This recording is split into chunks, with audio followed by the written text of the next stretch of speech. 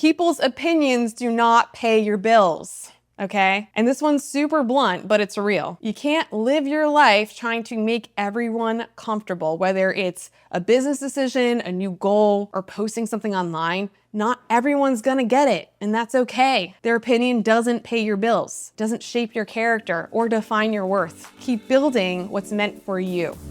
Welcome to What If It All Goes Right, the show for high achievers who are ready to stop fearing the worst and start stepping into their power.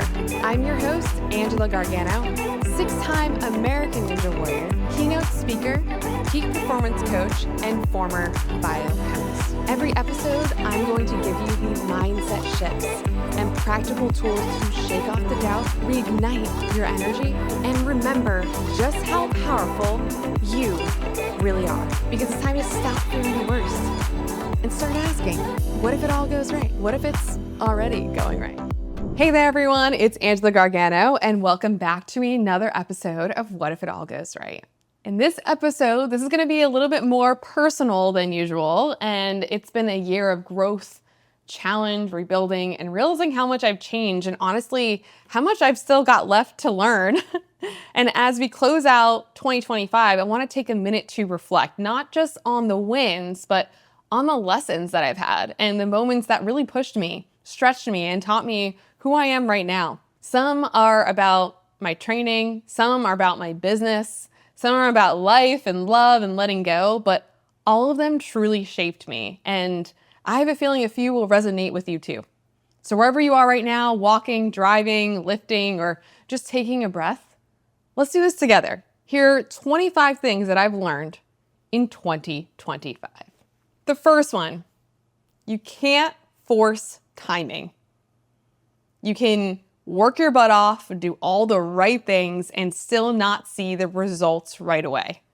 And this year taught me that timing isn't about control. It's about trust.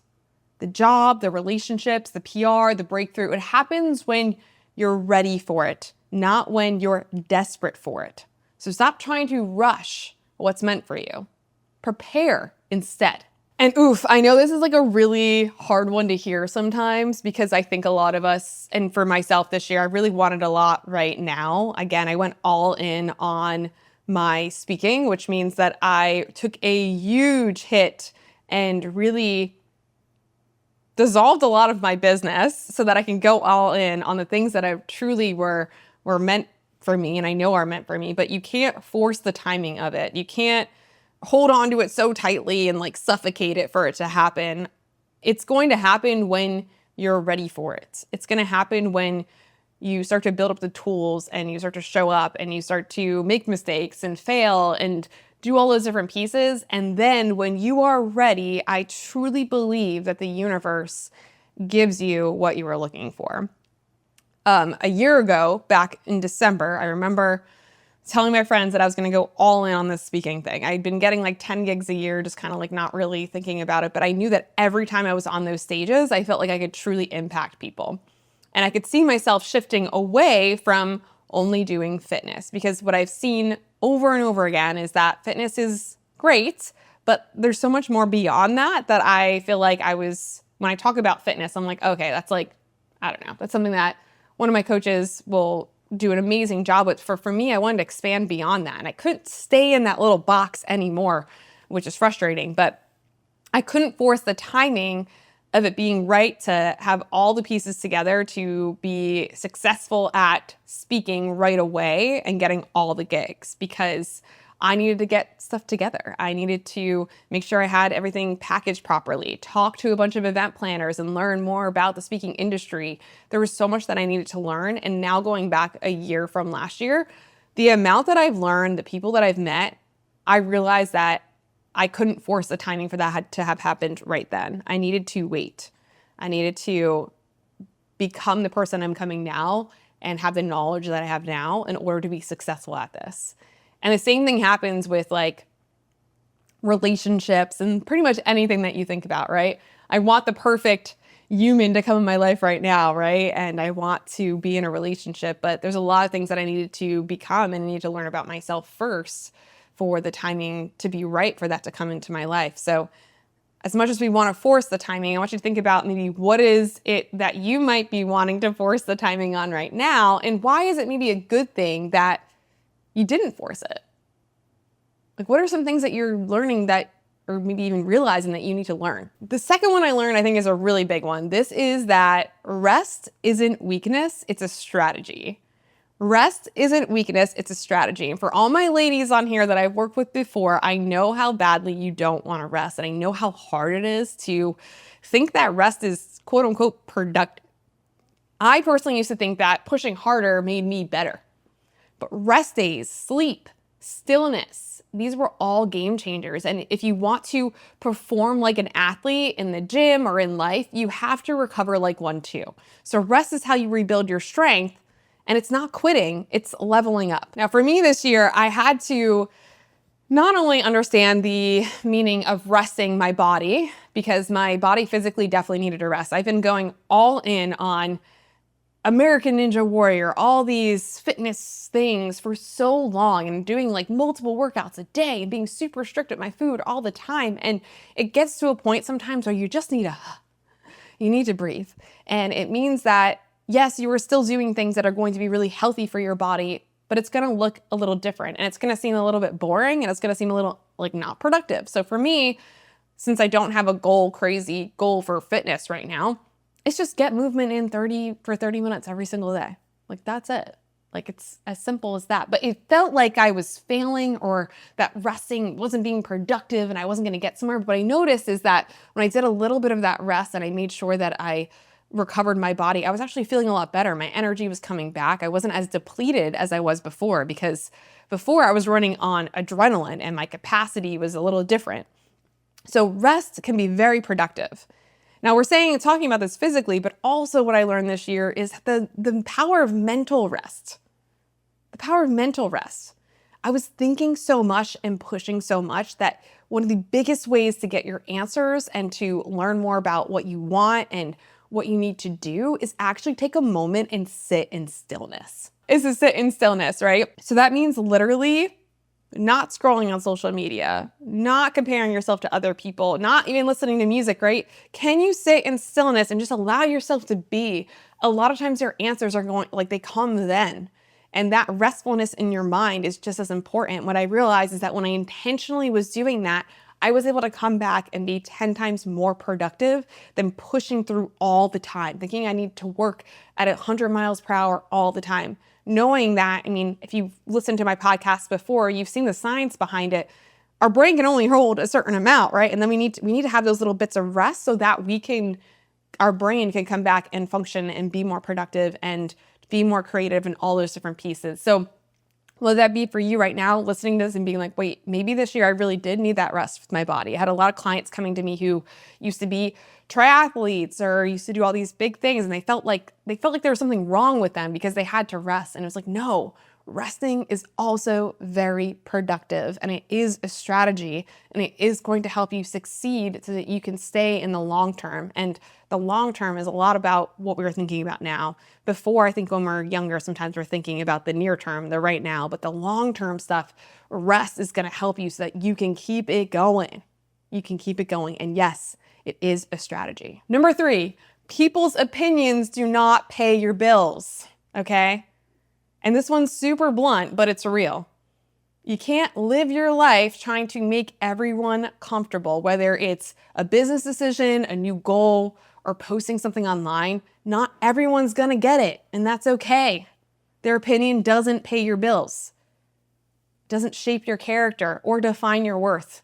Keep building what's meant for you. Now, for me, this showed up a lot this year because I live in Austin, Texas. And if anyone lives in Austin, Texas or knows about Austin, Texas, this is a huge entrepreneurial city. Everybody is a business owner. Everybody is doing the next thing or the sales tactic or all these different pieces. And you hear everybody's opinions on what works for them. And maybe it did work for them, and that's awesome, right? But sometimes what works for them does not work for you. And there's multiple ways to do things. And what you need to do is get really clear on yourself and know that whatever you decide to go all in on, you are going to succeed at, or you're going to learn the lesson you need to learn from it. But sometimes you just need to make that decision and not allow other people's opinions to get in your way, which just can be very, very tough. So that goes back to even to the next one, the one before this, right? Where we talked about stillness. Like, can you get away from all those different things, that all opinions and everything from everybody else, and just really hone in on, like, what do you want? What is your opinion? What is the life that you want?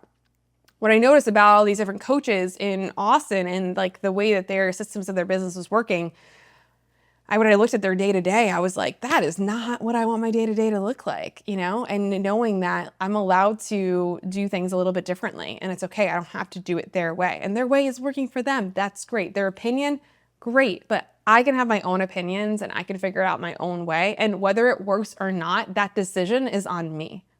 That decision is meant for me and not for anyone else. So you can absorb people's opinions, but that doesn't mean that the opinions are going to pay your bills, and doesn't mean that our opinions are actually going to be right for you per se. So that's why it's really important to take that moment to be still, have stillness, and really figure out what you actually want and the opinions that you personally have. Number 4, the body keeps score, but it can also forgive. So years of stress, of under eating, of overtraining, your body remembers, but it can also heal. And when you start listening to your body, feeding it, resting it, your body will forgive you. That's one of the most empowering things I've learned. You're never too far gone to start again, whatever goal that it is. Now, whether that be with strength or the amount of people, the women that I've helped get their pull-up who come to me, they're like, can I really build strength now that I'm like in my 60s or 70s? I mean, the science shows you literally can. You can build strength now, right? You can decide to make a different decision now than you did before. You can go back and say, hey, maybe the way that I was doing things before was working for me then, they're not working for me now. But you can start again with anything. I've seen that in my body. I've seen that in my business. I mean, yes, it's scary to start again. I mean, business-wise, I basically was starting at ground zero, building everything up from my speaking business, from having a business that everyone knew about with fitness and stuff like that. But your body, your mind, everything,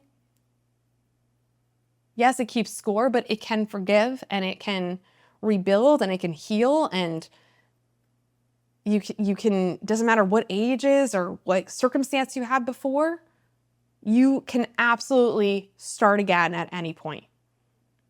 Not saying it's going to be easy or feel easy, and it's going to feel a little weird, but you absolutely can. And I learned that a lot this year as I restarted a lot with my life and my business. Number 5, you don't need to be motivated. What you really need to be is actually committed. Because motivation is temporary. Commitment, though, that's a muscle. I didn't wake up every day feeling inspired to train or inspired to work. I did it because I made a promise to myself and I wanted to keep it. So instead of chasing motivation, like so many of you ask me, how are you so motivated? Practice keeping promises you make to yourself. That's where the real confidence comes from. Now, so much motivation in so many different aspects of people come up to me, they're always like, Angela, how are you always so motivated? How are you always so motivated? I am not always motivated. And let me tell you, the most successful people that I've talked to, they are not always motivated, but they are committed to their why and they are committed to their goal. And I can say for full fact that I'm committed to being the best possible keynote speaker ever, to having the best possible podcast ever, to having a best-selling book. I am committed to that no matter what. And that means that I'm going to need to show up and do things when I'm not motivated. I'm going to need to show up and do things that I don't really love so much, that hopefully I could outsource at some point, but I'm going to show up and do that thing and be fully committed to that. So if you are sitting here and you are waiting for motivation, I want you to really reconsider that for your next year, okay? Most of the time you are not going to be motivated. But when you're committed and you're convicted to your goal and you have a deep why and a deep reasoning as to why you want to do something that you want to do, you will make it happen. But don't wait for motivation. Number 6, I learned that strong doesn't mean shredded. For so long, I tied being fit to looking a certain way. But strong isn't about the abs or the number on the scale, truly. It's about feeling powerful. It's about feeling capable. It's about feeling resilient. You can be strong in sweatpants, strong postpartum, strong at any size. It's about function and not perfection. When I was doing fitness competitions, everything was about like how small and how lean can you be? And I want to be very clear. I love those fitness competitions, okay? Like it served a great purpose in my life. It did give me confidence in my body to strut on stage and walk in heels. And for anyone who's listening to this and doesn't know, I was actually Miss Fitness America in 2016 and a pretty big fitness competitor for like 3+ years. And yeah, I mean, I loved being shredded. It feels great. You're on stage. You're like, look at my abs. I feel amazing, right? But I only felt amazing really like for that moment. And off the stage, I was pretty depleted and I wasn't feeling so great, right? What I personally realized is that it's okay that if I'm not shredded all the time, as long as I feel good. And I am now the type of person who is performing and working out to feel good, to have energy, to be more productive, to show up better. So when I shifted my mindset to that, I still look good. I still feel confident in my body. Is it as shredded as I was before? No, it's not. But that's okay because that is not the goal that I have. And for me, I just learned that it's not about abs. It's not about the number on the scale for me. I want to feel good and energized. I want to live a high quality life and continue to live a high quality life. And I think it's important to realize that. And again, there's nothing wrong with having an aesthetic goal. You can totally have an aesthetic goal. I'm just saying that like, don't let that feeling of like, okay, cool, I'm shredded, but like I have low energy and I feel like shit. Like that doesn't sound like a life that you want to live, right? So how can you make it work for you and realize that it's so much more than just that? Number 7, the people who clap for you in private are the ones who matter the most. You know, we all want the public validation, the likes, the comments, the attention, but the people who check in, who encourage you quietly and believe in you when no one is watching, those are your people. And make sure that you protect them. Loyalty isn't loud, it's consistent. I feel really grateful because for a lot of my life, personally, honestly, I felt like I didn't really have my people. And especially this year, I felt like I had them. Like I found such incredible people who were absolutely cheering for me in private when everyone was seeing like everything looking amazing on social media, but in the inside, especially if I go back to last December when I decided to make that goal and I decided to say to myself, I'm going to go all in on speaking and I'm going to get rid of a lot of my business, which was a very hard thing to do. I remember so vividly, and I'll share this with you vulnerably, sitting on that kitchen floor with my head in my hands, shaking and crying and having a full meltdown. Because nobody tells you when you're about to step into this next version of yourself and do the next thing that you also need to grieve the past version of yourself. And after that moment, I did pick myself up. Thank goodness my dog was here licking my face. But I remember going to this holiday thing that I'm actually going to be going to this year, and nobody would know. Nobody would have known. But I had those people around me who I could check into and tell them how I was feeling. And they were the ones who were there picking me up off the ground. Remember my friend Marissa, I told her for weeks I wasn't, she was like, Angela, I thought you were doing some of the stuff that we were talking about. And I'm like, no, I literally can't get up. Like I'm frozen. I'm paralyzed. I don't know what to do. And let me tell you something, that friend, she came over and she sat with me until I did stuff. She made sure that I did it. She cheered for me. She pushed me. She knew that I could do it. And having people like that in your life, oof, what a game changer, honestly. I never felt that sort of care before, and I always want to provide that for other people. Also, the people I had amazing friends who were at my TEDx that I did last week, right in the front row. But they also saw all this silent days of me practicing over and over again and getting in my head and trying all these things. They were there for all of that. So the people that are there for you during those silent moments is much bigger than the people who are there for like those really big moments. And if you haven't found that yet, I promise you those people are out there. There's such incredible people out there. Go to places, this is what I did, go to places where you do things that you like. And I promise you, you start a conversation, you will find somebody. And my best friend, Marissa, like the most unexpected situation, best friend thing I've ever had in my entire life. And that just kind of kept building and I kept finding more people like that. So it is possible to have that. But those people who are there cheering for you in silence and who are checking in on you and they're looking through you and they're like, oh, she's not okay. She's not okay. Ooh, those people are the most special people. Number 8, you can reinvent yourself at any time. New seasons call for new versions of you.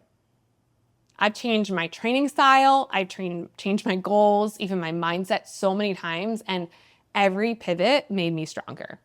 You don't need permission to evolve. You just need the courage to start again. I've had so many people in my life tell me like, wow, Angela, you're 35 years old. You've lived like 20 different lives. They are not wrong. They are not wrong. But what that showcases and shows me and should show you as well is that you literally can evolve at any time.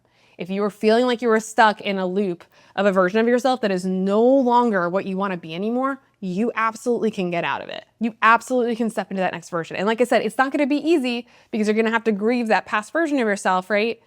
But you can evolve your workout goals. You can evolve your fitness goals, your finance goals, your relationship goals. You can literally evolve at any time. You are in control of your life. And I say this quote all the time in my keynotes. If you're not living your life by design, you are living it by default. And that means by design means you are allowed to evolve. You are allowed to change. You're allowed to change your opinion.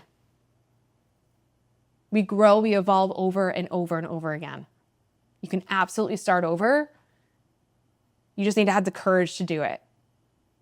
And you always learn something. Whatever you did in the past too, don't think that any of that is ever going to go unseen or not be something that is important, because you learn so much, and a lot of the skills that you learned from those past things, you're going to bring into whatever you're evolving into next. I know I have. Even with biochemistry versus fitness, I mean, I still use the stuff that I like it's still all mends together, still skills that I've learned. So you can literally evolve at any time. Number 9, saying no is a love language to yourself. Boundaries, they used to make me feel really guilty, but now they make me feel grounded. Saying no to what drains you is how you create space for what aligns with you. And when you respect your energy, other people learn to respect it too. I mean, I used to always be the yes girl and be like, yes, yes, yes, yes, yes, yes, yes. Holding your boundaries is really important. A huge boundary that I learned in 2025 personally had to do with my social media usage and had to do with the access that people had to me. And it was very hard. I mean, I'm the type of person who wants to send the email back right away. And I had to learn that it's okay to set my boundary and have my windows that I'm actually working so that I can thrive in my life. And what I realized from doing that, from taking that out, I literally delete social media from my phone every single morning and then I re-download it for whenever I need it. Setting that boundary for myself and for other people, I realized that literally everyone's okay. Everyone's okay and everything is fine. Obviously, if there's something urgent, I will be there, but it's you can set that boundary and typically everybody is literally going to be fine. Say no, set your boundary, set your stuff as if it's your meeting. It's literally so imperative to do that. Number 10, food isn't moral. I used to label food as good or bad, and it took the joy out of eating. And this year I started to see food as fuel and connection. You can have a burger and still love your body. You can celebrate without guilt. Nourishment isn't just macros, it's your mindset. We a lot of times try and label food as good and bad, especially in a world right now where everything is just especially for women, it's protein, always protein, protein, protein, protein, protein, protein. What if there's a day where you're I want to have my pumpkin cookie for breakfast? You know what? I'm going to have it. I'm going to have the damn pumpkin cookie for breakfast. It's okay. You don't need to label food as good or bad. Yes, should you eat food that is going to energize your body, make you feel really good? Absolutely. But food is celebration. Food is friendship. Food, there's so much that comes with food. So not labeling it as good or bad and just having the awareness around what food actually really does for you. And then knowing that again, it is healthy to go out and have that pizza or have that thing. I mean, I was in a relationship a couple years ago where it was the guy literally was I don't want you eating ice cream. I don't want you eating ice cream. And I didn't think that got in the back of my head, but I was but I love ice cream.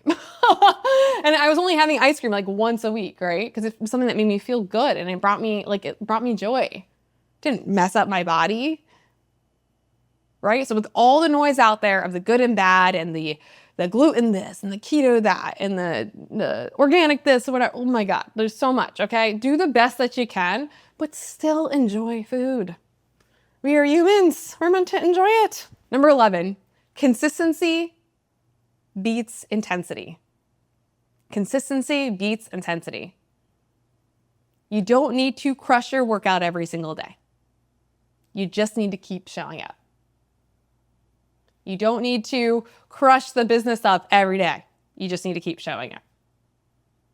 The small, the unsexy reps, they're the ones that matter the most.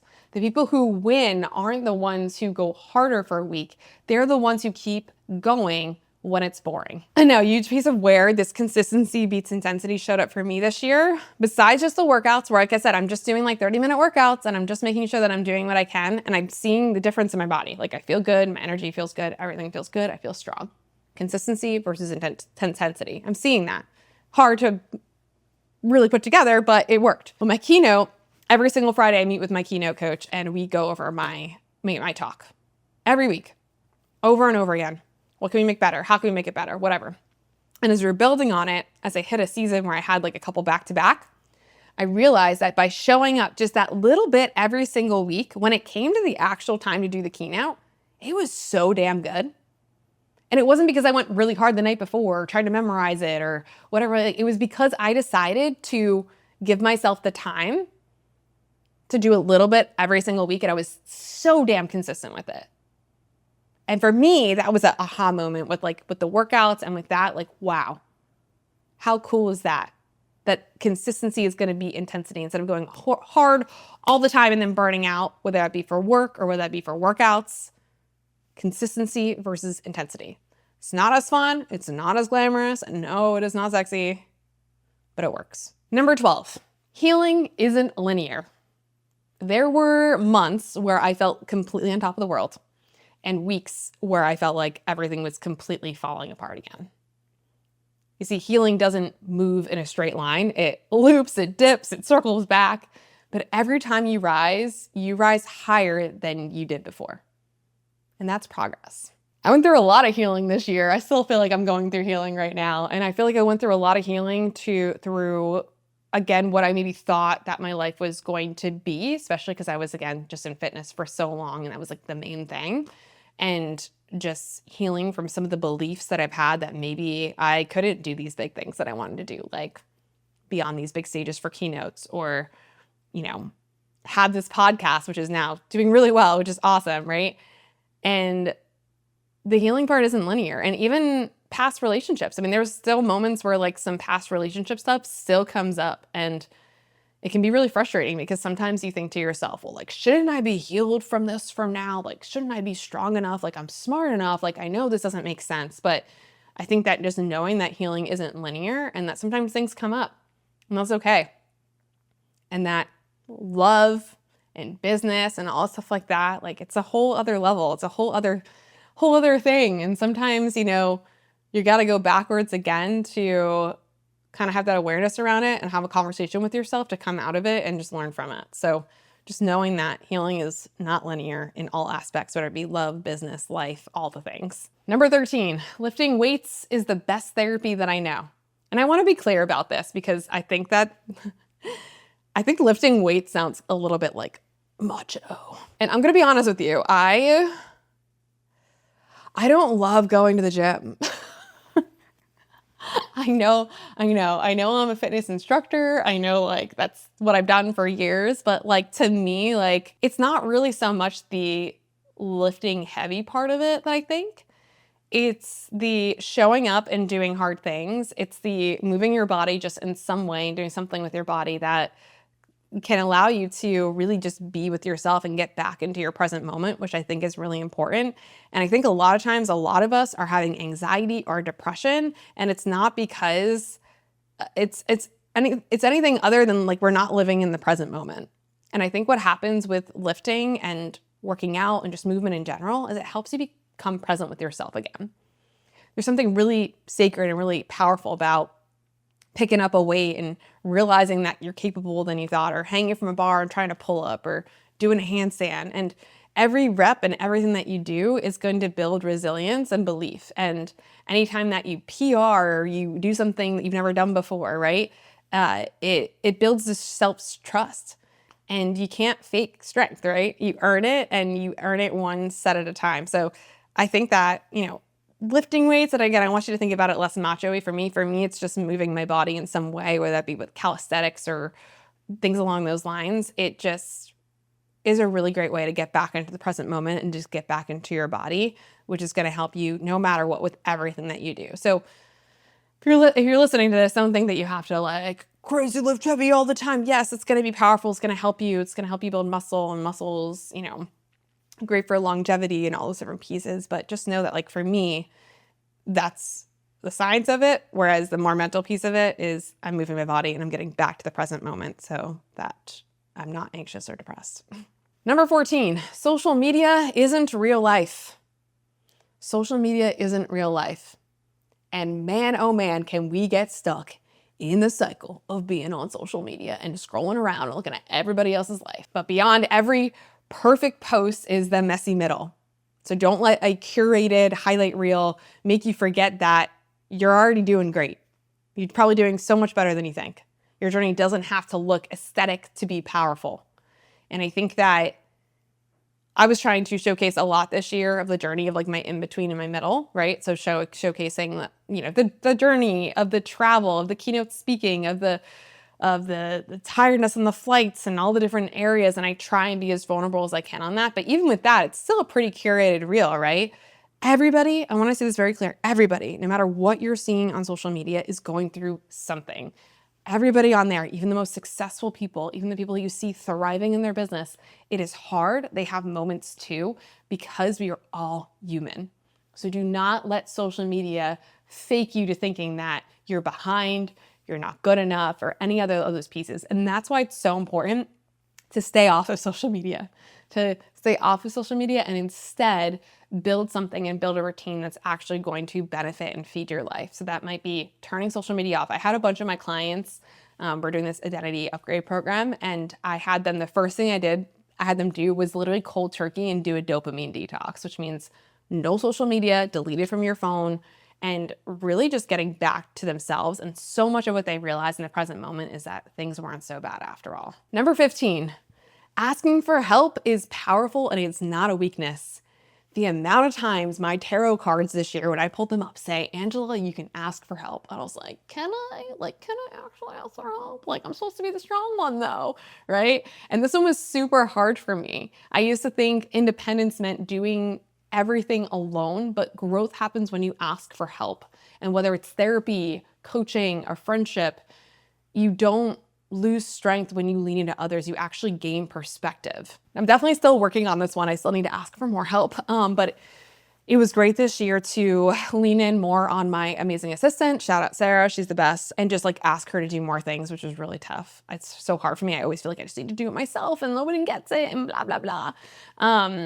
Asking for help with the podcast, like actually hiring a team to help me with this podcast, has been a game changer. I didn't want to ask for help before because I just thought I got to do it myself, blah, blah, blah. But oh my goodness, when you like lean into others and, especially in your business or just like life in general, you ask for help, you'll realize that people are, one, so willing to actually help you and tell you what they know if you truly ask them in a great way. And I also want to be clear, like, don't ask for help or like from strangers and like try and take from them right away. That's a whole other probably podcast.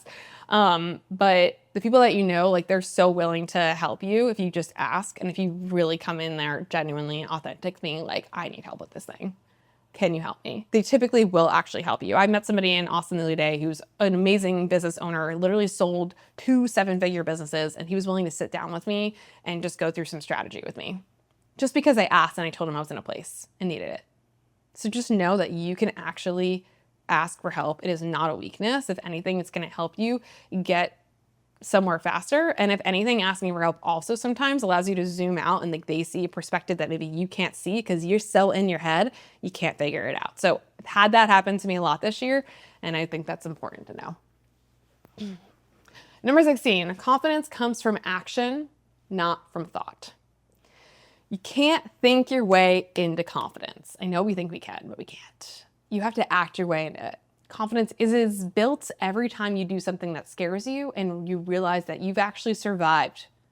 And courage first, confidence follows. I talked about this in my TEDx this year. I feel like the people, when they were coming to me for pull-ups, they always thought they needed like to be confident in their strength first. And then once they were confident in their strength, that like the confidence to just show up and get their pull-up would magically appear. But that wasn't actually true because it isn't actually what was needed. And also like it's not how it's built. You need to show up and do the thing even when it's hard, and your confidence is going to be built from you showing up and doing it. And even when you're failing, you're learning from it and you're growing. That is how their confidence is actually going to be built. You can't sit there and be like, think, I'm confident. Like, yes, you can like manifest what it might feel like and things like that. But still, even if you're manifesting it and thinking about it, you're still acting on it in your mind, right? So I think it's really important to know that you're gonna gain confidence for whatever skill, whatever it is that you want to do by just doing the thing.